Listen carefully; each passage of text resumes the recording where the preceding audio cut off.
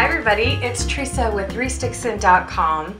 Today I'm here with a super easy project to make yourself a little kid's toy it's actually my idea of kind of a perfect project. It's super cheap, it involves recycling, it's educational, and I think your kids are really going to love it. It's super easy.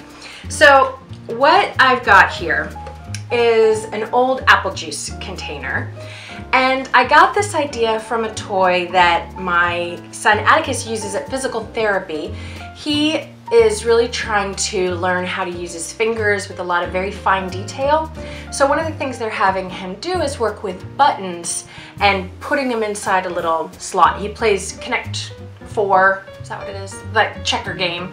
He plays that all the time, and it's all not just to practice the fine motor skills of his fingers, but of course to prepare him to use buttons when he's dressing as well. So this is a great project for any toddler who's old enough that you don't have to worry about choking hazards, but is young enough that they're going to need they'll benefit from learning all of these sorting and matching skills and all of these fine motor skills. So what this is just a jug of apple juice with slots cut in it. How easy is that, right? And so what I did, let me show you on this smaller version that I made, this pocket-sized version. So I took a button that I have tons of buttons lying around, so I just grabbed a few of different sizes, and then I just kind of eyeballed it, and with my little Sharpie, I drew the length and approximately as wide as I would need for the button to fit into.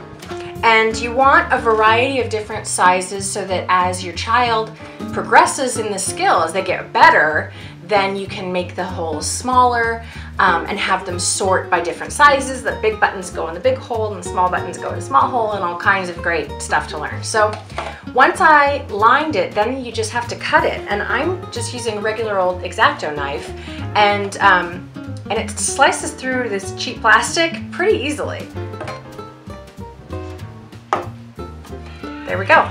So I'm just going to fine tune that hole a little bit, and since the plastic can sometimes be jagged, I found this especially on this thinner plastic of the apple juice container, it can be a little bit jagged. So what I did in that case is I actually just lit a match,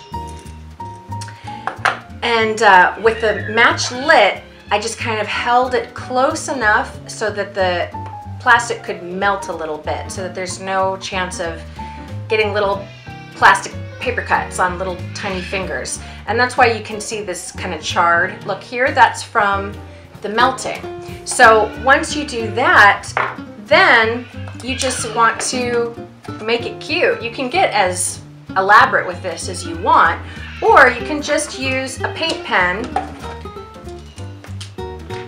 and outline the hole. And this has the double benefit of hiding your burn marks, as well as making it cute and making it easier for the child to see, especially on this clear one.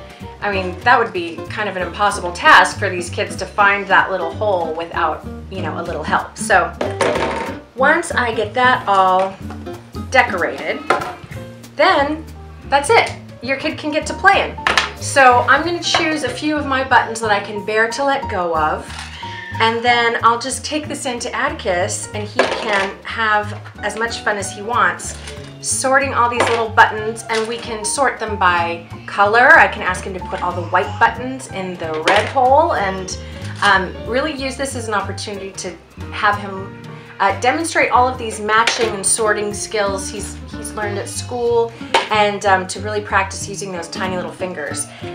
And if you keep the cap, then you can store all the buttons right in here, and he can also just play it as a really loud and obnoxious musical instrument. So it's like multi-purpose. It couldn't be cheaper and easier, which is pretty much the greatest thing ever, right? It's a way to practice all of these skills, refine these skills that they'll need as they get older, and it won't cost you anything. You're just raiding the garbage. So I hope that you like this idea. If you have any questions, feel free to leave me a comment and we'll talk it out. Subscribe to the channel so you don't miss lots of more great ideas of how to use your creativity to solve the problems that pop up in your own life. Check us out on the blog at reesdixon.com, and we'll see you guys next time. Bye-bye.